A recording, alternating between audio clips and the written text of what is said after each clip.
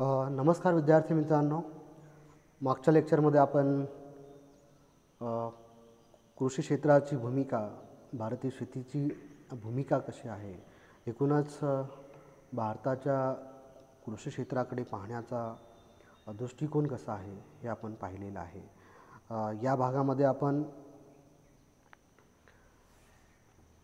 शेतीची उत्पादकता कमी असण्याची कारणे कोणती कोणती आहेत ते पाहणार आहोत. एकूणच शेती क्षेत्राची उत्पादकता कमी का आहे, एकूणच भारताच्या कृषी क्षेत्राकडे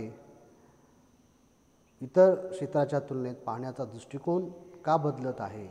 सेवा क्षेत्र, उद्योग क्षेत्र आणि जो काही चौथा क्षेत्रात निर्माण झालेला आहे तो म्हणजे रिसर्च अँड डेव्हलपमेंट, संशोधन विकास, हा एक चौथा भाग क्षेत्र आता निर्माण झालेला आहे. त्या भागाकडे आज अधिक लक्ष सगळ्या संशोधकाचा लागलेला आहे. एकूणच भारताच्या कृषी अर्थव्यवस्थेकडे आपण पाहत असताना एकूण भारताची कृषी अर्थव्यवस्थेची रचना जर आपण पाहिली तर आपल्याला लक्षात येतं की एकूणच पारंपरिक दृष्टिकोनातून पारंपरिक पद्धतीने कसणारी शेती, शेतीतील भांडवलाचं गुंतवणुकीचं प्रमाण, एकूण आधुनिक तंत्रज्ञानाचं प्रमाण, एकूणच रासायनिक बी बियाणे आणि एकूण व्यापारविषयक ज्या काही पीक संरचना आहेत त्याकडे पाहण्याचा दृष्टिकोन म्हणजे केवळ उदरनिर्वाहापुरतीच शेती आहे असा समज भारतीय नागरिकांमध्ये असलेला दिसून येतो. जसं प्रगत देशामध्ये शेती ही उद्योग होऊ शकते, शेती हा रोजगाराचं साधन होऊ शकते, शेती ही उत्पन्नाचं साधन निर्माण करून देणारी होऊ शकते, तसं भारतामध्ये केवळ उदरनिर्वाह केला जातो आणि उदरनिर्वाहापुरती शेती कसली जाते. तर याला कारणे तसेच आहेत. निसर्गाचा लहरीपणा, भारतामध्ये 80% जास्त कोरडवाहू जमीन आहे, म्हणजे सिंचनाची जी काही साधनं आहेत, इरिगेशन साधनं आहेत, साठवण तलाव आहेत, नद्यांचा जे काही वाहण्याचं विशिष्ट क्षेत्रातून वाहणाऱ्या नद्या आहेत त्यामुळे विशिष्ट भागामध्येच सिंचनाच्या सुविधा उपलब्ध करून देण्यात आहेत. मोठ्या प्रमाणात साठवण तलाव निर्माण करणं गरजेचं आहे, पाटबंधारे विकसित करणं गरजेचं आहे. एकूणच जलसंधारणाची जी कामं आहेत ती शासनाने हाती घेणं गरजेचं आहे. त्यातूनच शेती क्षेत्रातील ज्या काही जलसिंचनाची पुरवठा करणारी साधनं आहेत ती वाढू शकतात. त्याचबरोबर बी बियाणे, आधुनिक प्रकारची बी बियाणे आणि ज्या काही कीटकनाशके आहेत ते उपलब्ध करून देणे, ते अधिक चांगल्या प्रकारे उपलब्ध करून देणे हे खूप गरजेचं आहे. आत्ता अलीकडच्या कालखंडामध्ये जर बी बियाणाचा विचार केला तर या हंगामामध्ये ज्या काही बी बियाणं सरकारने नागरिकांना, शेतकऱ्यांना पुरवलं होतं ते अतिशय निकृष्ट दर्जाचं होतं. जे काही शेतीमध्ये जे बी बियाणं लावलं गेलं ते उगवलंच नाही आहे, ते निकृष्ट दर्जाचं आहे, ते जमिनीमध्येच नष्ट झालं, ते पीक स्वरूपात उगवलं नसल्यामुळे अशा प्रकारची जी जर शेतकऱ्यांना मोठ्या प्रमाणात सामना करावा लागतो. म्हणजे एकूणच शेतकऱ्यांनी शेती क्षेत्रामध्ये गुंतवलेलं भांडवल आणि त्यातून जर मायनसमध्ये जात असेल, जर शेती क्षेत्रातून जी गुंतवले तेही निघत नसेल तर शेती क्षेत्रात शेतकऱ्यांनी कशा प्रकारे काम करावं. विशेषतः महाराष्ट्रामध्ये ज्या काही पीक संरचना आहेत त्या ज्वारी, बाजरी, तांदूळ, गहू याबरोबरच ऊस, कापूस, भुईमूग सारख्या पिकाबरोबर इतर व्यापारी पीक घेणं गरजेचं आहे. जसं पंजाब, हरियाणा या भागामध्ये गहू आणि इतर आता पिकं घ्यायला सुरुवात झालेली आहे, तसं महाराष्ट्रामध्ये सुद्धा इतर राज्याच्याच तुलनेमध्ये संकरित बी बियाणे, रासायनिक खतांचा वापर करण्याचं प्रमाण चांगलं असल्यामुळे एकूणच म्हणजे पंजाब, हरियाणामध्ये 173 किलो पर हेक्टरी रासायनिक खते वापरले जातात, तर महाराष्ट्रामध्ये हे प्रमाण अगदी 70 ते 76 किलो आहे. या कारणामुळे इतर राज्याच्या तुलनेत महाराष्ट्रामध्ये शेती क्षेत्रात असमाधानकारक प्रगती दिसून येते. त्याचबरोबर शेती क्षेत्रात जी काही आपण वेगळ्या प्रकारची उत्पादकता कमी असण्याची कारणं पाहणार आहोत. त्यामध्ये शेतीवर लोकसंख्येचा दबाव. मगाशी मी म्हणालो की एकूण भारताच्या कृषी क्षेत्रावर 54% लोकसंख्या अवलंबित्व आहे. ही 54% लोकसंख्या केवळ 14% GDP निर्माण करून देते आणि एकूणच शेती क्षेत्रावरचा लोकसंख्येचा दबाव हा दिवसेंदिवस वाढत असताना दिसून येतो. एकीकडे 70% लोकसंख्या शेती आणि दुय्यम उद्योगामध्ये आपला उदरनिर्वाह करत असताना प्रत्यक्षात मात्र त्याचा हिस्सा जो आहे, उत्पन्न जो निर्मितीचं प्रमाण आहे ते अत्यंत नगण्य स्वरूपाचं आहे. आणि म्हणून शेती क्षेत्रावरील वाढत्या लोकसंख्येचं प्रमाण कमी करण्यासाठी सेवा क्षेत्राचा विकास, उद्योग क्षेत्राचा विकास, त्याचबरोबर ग्रामीण भागामध्ये उद्योगधंद्यांची निर्मिती करणे, उद्योगधंदे ग्रामीण भागामध्ये आले पाहिजे.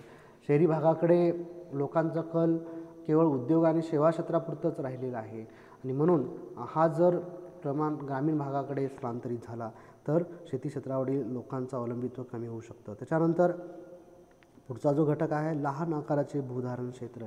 अलीकडच्या कालखंडामध्ये शेती क्षेत्राचं जे काही विभाजीकरण होत आहे ते मोठ्या प्रमाणात होत आहे.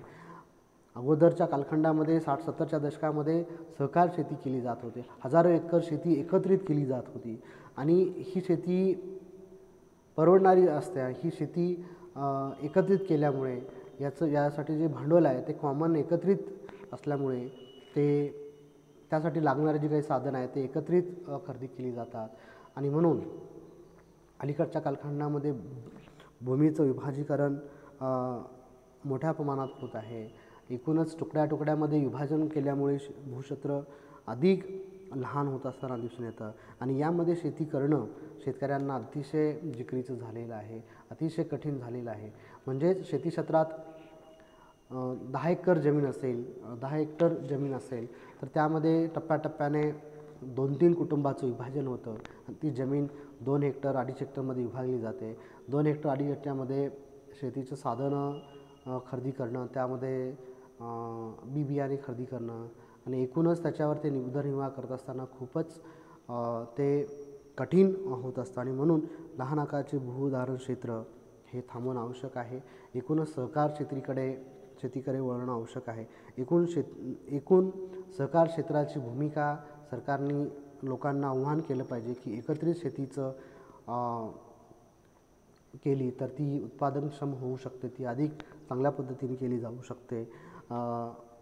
सहकार महसरी भारतामध्ये अनेक सहकार महसी होऊन गेलेले आहेत. त्या कालखंडामध्ये त्यांनी लोकांना आव्हान केलेलं होतं की एकत्रित शेती करा, सहकार शेती करा. आज जर आधुनिक पद्धतीची जर साधनं वापरायची असतील तर आधुनिक पद्धतीची साधनं वापरत असताना सहकार शेती ही अतिशय, जसं ट्रॅक्टर असेल, हार्वेस्टर असेल की मणीयंत्र असेल, ही साधनं जर 1 हेक्टर 2 हेक्टरसाठी परवडणारी नाही आहे. ती जर शेती करायची असेल ती एकत्रित पद्धतीची असली पाहिजे, ती विस्तृत स्वरूपाची असली पाहिजे आणि म्हणून ही साधनं परवडू शकतात. आणि म्हणून लहान आकाराच्या भूधारण क्षेत्रामध्ये सुद्धा भूधारण क्षेत्र होत असल्यामुळे उत्पादन क्षमता कमी झालेली दिसून येते. सिंचनाच्या सुविधेचा अभाव. अलीकडच्या कालखंडामध्ये सिंचनाच्या सुविधा वाढत असताना दिसून येत आहे, मात्र भारतामध्ये 80% क्षेत्र हे कोरडवाहू आहे. कोरडवाहू शेतीमध्ये उत्पादन क्षमता कमी आहे. केवळ पावसावरतीच शेतीचं उत्पादन करणं हे शेतकऱ्यांना भाग पाडते आणि हा शेतीचा लहरीपणा, निसर्गाचा लहरीपणा अलीकडच्या कालखंडामध्ये वाढलेला आहे. निसर्गाचं स्थलांतरण झालेलं आहे. पर्यावरणातील बदलामुळे पर्जन्यमान कमी झालेलं आहे. पर्जन्याचं जे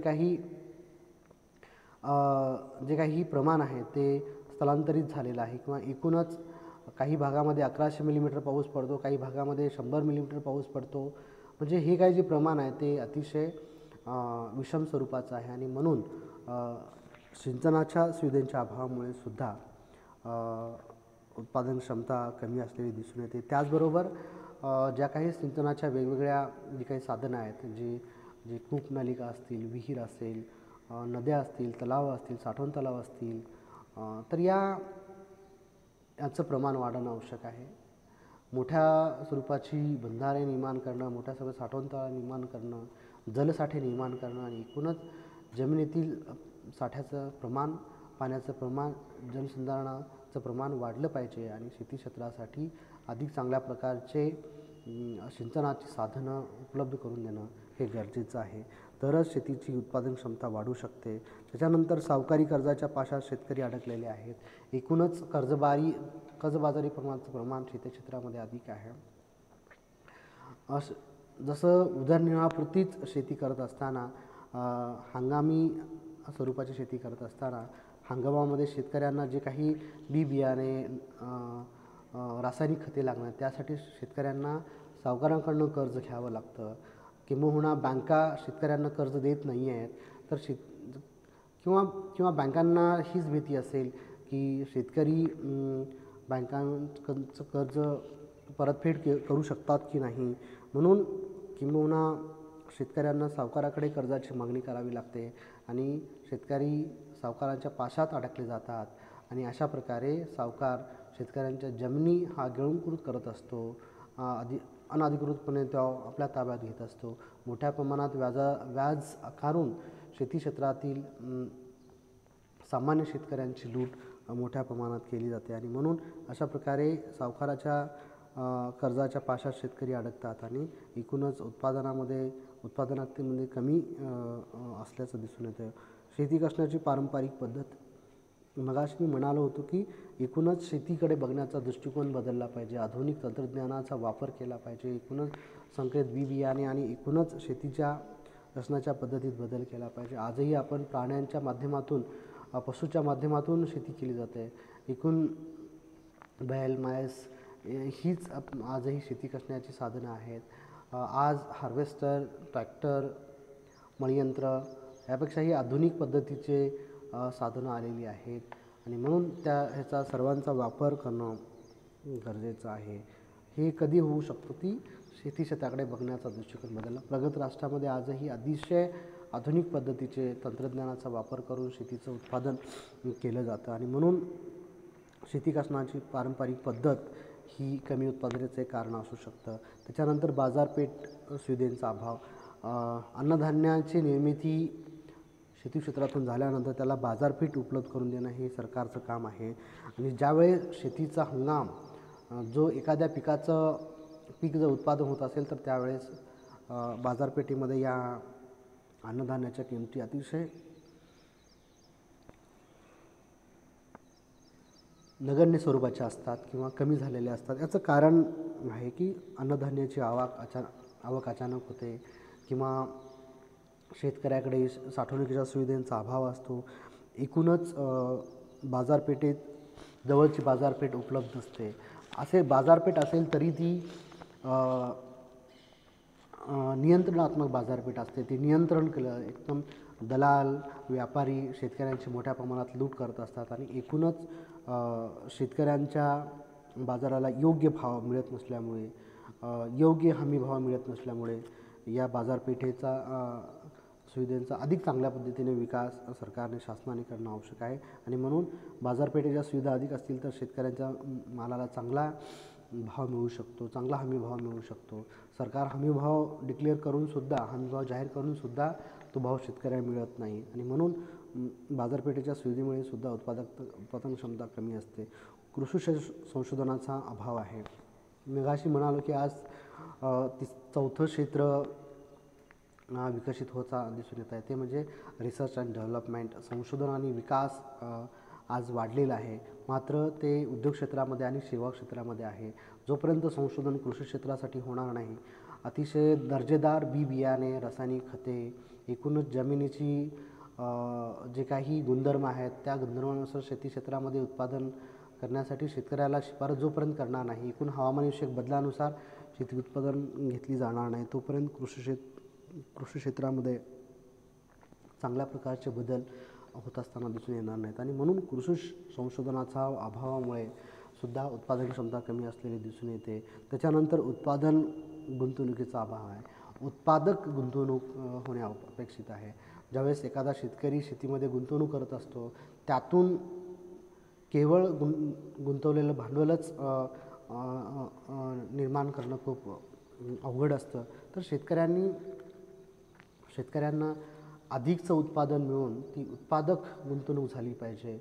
किंबहुना व्यापारी पिकाच्या संदर्भात हे प्रमाण चांगल्या प्रकारचं दिसून येतं. जर व्यापारी पिकाकडे जर स्वतःच्या अन्नधान्याची गरज पूर्ण करून शेतकरी इतर व्यापारी पिकं जर घेतली तर त्यातून चांगल्या प्रकारचं उत्पादनक्षम गुंतवणूक निर्माण होऊ शकतं. आणि एकूणच जसं की आत्ता अलीकडे अनेक शेतकरी अनेक फळवर्गीय पिकांचं उत्पादन घेत असताना दिसून येत आहेत. जसे की हळद आहे, बटाटो आहे, कांदा आहे, लसूण आहे. या प्रकारची जी काही व्यापारी पिकं आहेत ही अधिक उत्पादन देणारी आहेत, अधिक गुंतवणूक निर्माण करून अधिक भांडवल निर्मित करून देणारी आहेत. आणि म्हणून उत्पादक गुंतवणुकीचा अभावामुळे सुद्धा उत्पादन क्षमता कमी असलेली दिसून येते. त्याच्यानंतर सामाजिक जे काही घटक आहेत, शेती क्षेत्राकडे बघण्याचा दृष्टिकोन बदलला पाहिजे. प्रामुख्याने सामाजिक जी घटक आहेत म्हणजे पारंपरिक विचार करण्याची दृष्टी.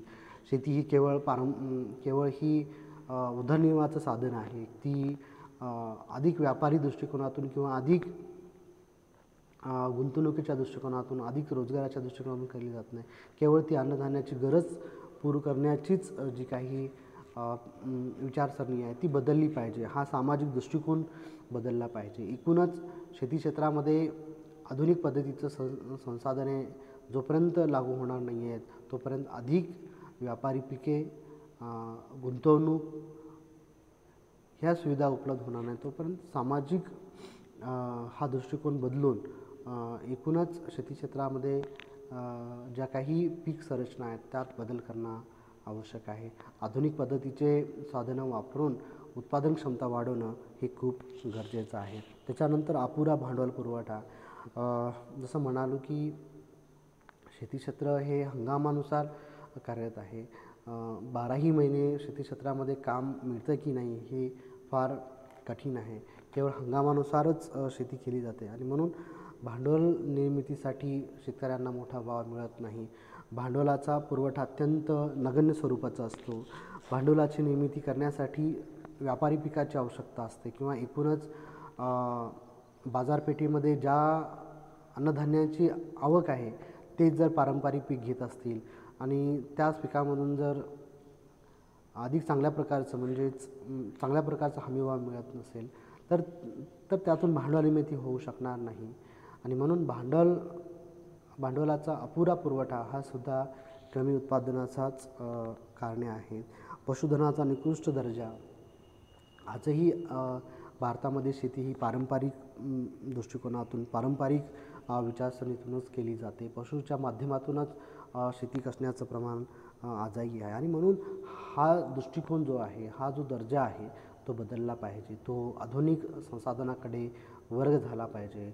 आधुनिक जे काही साधनं आहेत, ट्रॅक्टर, हार्वेस्टर, मळीयंत्र या स्वरूपाची जी काही इरिगेशनची अन्य साधनं आहेत, तुषार सिंचन, ठिबक सिंचन किंवा अन्य प्रकारचे जी काही आज नवीन संसाधनं निर्माण झालेली आहेत ती शेतकऱ्यांनी अवगत करणं गरजेचं आहे. पशुधनाचा वापर दूध उत्पादन किंवा अन्य स्वरूपाची जी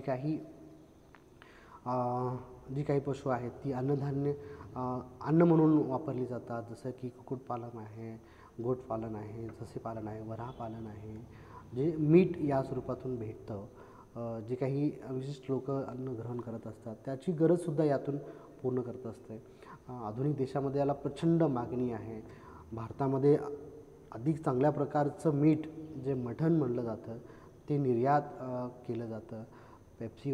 पेप्सी, कोकोकोलासारखी कंपनी ही अतिशय उत्कृष्ट दर्जाचं मीठ, मटण, पशुचं मटण इतर पाश्चात्य देशामध्ये मागणी असल्यामुळे ते निर्यात केलं जातं आणि मोठ्या प्रमाणात यातून मोठा भांडवलाची उभारणी केली जाते. आणि म्हणून पशुधनाचा निकृष्ट दर्जा हा सुद्धा शेतीची उत्पादकता कमी असण्यात कारणीभूत आहे. गुणवत्ताधारक बी बियाणे हे पुढचा घटक आहे. गुणवत्ताधारक बी बियाणे वापरणं ही शेतकऱ्यांना आज वापरणं गरजेचं आहे. कारण पारंपरिक जे बी बियाणं आहेत तेच आपण वापरतो आणि त्यातून जे काही शेतीमध्ये उत्पादनाचं प्रमाण आहे ते घटलेलं दिसून येतं. एकूणच उत्पादनाचं जर प्रमाण वाढवायचं असेल तर गुणवत्ताधारक बी बियाणांचा वापर करणं, बी बियाणे अधिक चांगल्या प्रकारची वापरून शेती क्षेत्राला हातभार लावणं गरजेचं आहे. आणि एकूण चांगल्या प्रकारचे बी बियाणे रासायनिक खतं वापरली तर उत्पादन क्षमता वाढू शकते. अन्यथा गुणवत्ताधारक बी बियाणे निर्माण करत असताना संशोधकाने कृषी विद्यापीठाने याकडे अधिक लक्ष देणं गरजेचं आहे. आत्ता अलीकडच्या कालखंडामध्ये बी बियाण्याचा मोठा काळाबाजार झालेला दिसून निकृष्ट प्रकारची बी बियाणे शेतकऱ्यांना वाटली गेली आणि त्यातून शेतकऱ्यांचं प्रचंड मोठ्या प्रमाणात नुकसान झालेलं आहे. हे नुकसान सामान्य शेतकरी सहन करू शकत नाहीत. किंबहुना शेतकरी कर्जबाजारी होतात आणि यातून सामाजिक प्रश्न निर्माण होतात, जसं की बेकारी निर्माण होते, कर्जबाजार निर्माण होतो आणि शेतकरी आत्महत्या करण्याकडे कल झुकतो. तर त्याची कारणं हीच आहेत की शेतकऱ्यांची फसवणूक होते. दलाल अशा प्रकारची फसवणूक करतात. रासायनिक खते बी बियाणेच्या माध्यमातून फसवणूक होते. सावकार फसवणूक करत असतात आणि त्यामुळे शेतकरी दिवसेंदिवस अशा प्रकारे शेतीच्या माध्यमातून सामाजिक प्रश्नाकडे मोठ्या प्रमाणात वळतो आणि आत्महत्यासारख्या प्रश्नाला आता तो एकवटलेला दिसून येतो. आणि म्हणून खतांचा कमी प्रमाणात वापर, सेंद्रिय खताचा वापर पारंपरिक शेतीत अधिक चांगल्या पद्धतीने होत असतो. नंतर सेंद्रिय खतं हे अतिशय कमी प्रमाणात उपलब्ध होतात. पशुपालनाचं प्रमाण कमी झाल्यामुळे, पशूंची संख्या कमी झाल्यामुळे भारतामध्ये एकेकाळी जगामध्ये दुसऱ्या क्रमांक पशुपालनामध्ये होता. मात्र हे पशुपालन आता सध्या कमी होत असताना दिसून येतं आणि म्हणून भारतामध्ये सेंद्रिय खताचं प्रमाण कमी झालेलं आहे. आणि म्हणून रासायनिक खताचं अल्प साधक बाधक प्रमाण, जे अत्यावश्यक, ज्या जमिनीला जितकं नत्र, पोषक, पालक ह्या सगळ्या ज्या काही घटक आहेत त्याच्या जमिनीची चाचणी करून, मातीची चाचणी करून जितकं प्रमाण आवश्यक आहे त्याच प्रमाणात खताचा वापर केला तर एकूणच पिकाची किंवा उत्पादन क्षमता वाढू शकते. अन्यथा जर खताचा वापर अधिक प्रमाणात केला गेला तर क्षारयुक्त जमिनी होऊ शकतात, पाणथळ जमिनी होऊ शकतात आणि त्याचा परिणाम शेती क्षेत्रावर होऊ शकतो.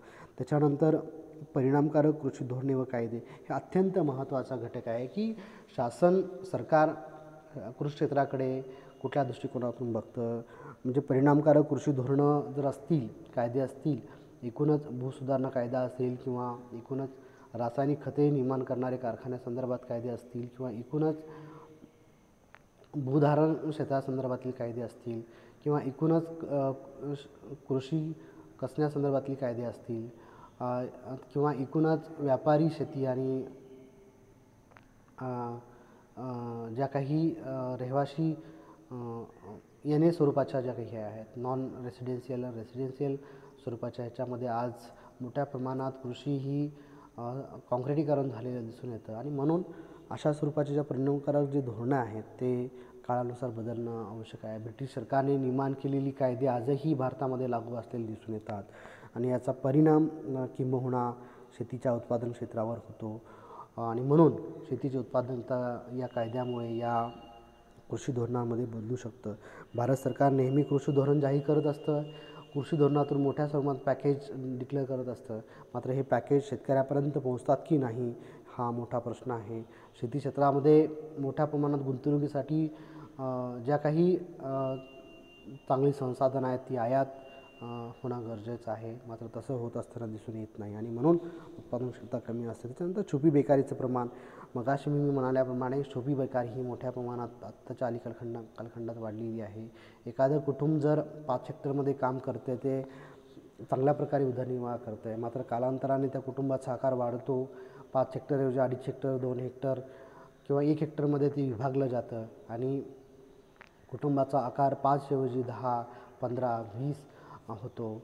अशा प्रकारे 5 किंवा 2 लोक, 3 लोकच त्या शेतामध्ये काम करू शकतात आणि आपला उदरनिर्वाह करू शकतात. मात्र आज ही कुटुंबाचा आकार वाढून तो 10, 15, 20 जातो आणि अशा प्रकारे त्या शेतीवर अवलंबून राहणाऱ्या लोकांचं प्रमाण वाढतं आणि ही छुपी बेकारी अशा प्रकारे आज कृषी क्षेत्रामध्ये वाढल्यामुळे एकूणच हे प्रमाण उद्योग क्षेत्राकडे, सेवा क्षेत्राकडे स्थलांतरित होणं गरजेचं आहे. तरच शेती क्षेत्राचा विकास चांगल्या पद्धतीने होऊ शकतो. छुपी बेकारी ही उद्योग आणि सेवा क्षेत्रात चांगल्या प्रकारे चांगल्या प्रकारचं शिक्षण, चांगल्या प्रकारचं कौशल्य आत्मसात करून तिथे रोजगार निर्माण करू शकतात. आणि म्हणून शेतकऱ्यांनी अशा स्वरूपाचं शिक्षण आत्मसात करणं गरजेचं आहे की जे उद्योग आणि सेवा क्षेत्रामध्ये शेतकऱ्यांनी आपल्या पाल्यांना आधुनिक स्वरूपाचं शिक्षण दिलं पाहिजे, कौशल्य आधारित शिक्षण दिलं पाहिजे, जेणेकरून तो पाल्य उद्योग क्षेत्रामध्ये, सेवा क्षेत्रामध्ये काम करू शकेल. आणि म्हणून हा जो दृष्टिकोन बदलणं अत्यावश्यक आहे. सगळ्यात शेवटचा जो आणि महत्त्वाचा जो घटक आहे तो म्हणजे निसर्गाचा लहरीपणा. निसर्गाचा लहरीपणा का वाढलेला आहे किंवा एकूणच निसर्ग लहरी का होतो आहे, तर त्याला कारण ही मानवानंच आहे. मानवाने निसर्गामध्ये पर्यावरण केलेला हस्तक्षेप म्हणजेच काय, पर्यावरणामध्ये ज्या काही घटक आहेत, जे काही पर्यावरणाची हानी माणसाने केलेली आहे, मानवाने केलेली आहे, जसं की झाडांची मोठ्या प्रमाणात जी काही तोड होते, जे काही ऑक्सिजन निर्माण करणारी जी काही हे आहेत, जंगलं आहेत, ती आज नष्ट होताना दिसून येत आहेत. कार्बन डायऑक्साईडचं प्रमाण वाढत आहे, इतर जे काही वायू आहेत ते वाढत आहेत. हे शोषून घेण्याचं काम मोठ्या प्रमाणात ही झाडं झुडपं करत असतात. तर हे सपाट करून तिथे सिमेंट, कॉन्क्रीट यासारखे जंगलं निर्माण होत आहेत. आणि म्हणून हरित असलेली शेती, हरित असलेलं जंगल हे आज कुठंतरी भकासाकडे वळलेलं आहे. आणि म्हणून निसर्गाचा लहरीपणा का वाढलेला आहे, तर मानवाचं वाढतं पर्यावरणातील हस्तांतरण, हे हस्तक्षेप थांबला पाहिजे. जोपर्यंत हा हस्तक्षेप थांबणार नाही तोपर्यंत पशु, पक्षी, प्राणी किंवा जीवजंतू हे टिकणार नाहीत. आणि एकूणच जो काही निसर्गाचा बॅलन्स आहे, जो काही संतुलन आहे, तो टिकून राहणार नाही. आणि म्हणून निसर्ग हा नेहमी लहरी होत आहे. पावसाचं प्रमाण अतिशय जास्त होतं, अतिवृष्टी होते, बर्फवृष्टी होते किंवा एकीकडे दुष्काळ परिस्थिती निर्माण होते. तर हा जो इम्बॅलन्स निर्माण झालेला आहे तो मानवाच्या अति हस्तक्षेपामुळे झालेला दिसून येतो. जसं की रासायनिक खतांचा अति वापर वाढल्यामुळे शेतीची उत्पादकता कमी होते, पर्यावरणावर त्याचा परिणाम होतो, ऑक्सिजन लेवल दूषित हवामान होतं, ओझोनसारखे प्रॉब्लेम निर्माण होतात. एकूणच सूर्यप्रकाशातून येणारी अतिनील किरणं, ओझोन वायू हा ओझोन नावाचा थर आहे तो शोषून घेऊ शकतो. अशा प्रकारची जी काही पर्यावरणविषयक घटक आहेत ती शेती क्षेत्रावर परिणाम करत असतात. आणि म्हणूनच या घटकांमुळे शेती क्षेत्राची उत्पादन क्षमता कमी असण्याची कारणं आपण दिसत आहे. याच्यावर काही उपाययोजना आहेत त्या आपण पुढच्या लेक्चरमध्ये थांबू आहोत. आपण या ठिकाणी शेतीची उत्पादकता कमी असण्याची कारणं पाहिलेली आहेत. पुढच्या लेक्चरमध्ये आपण उत्पादन क्षमता आपण पाहणार आहोत. तर या ठिकाणी थँक्यू, धन्यवाद.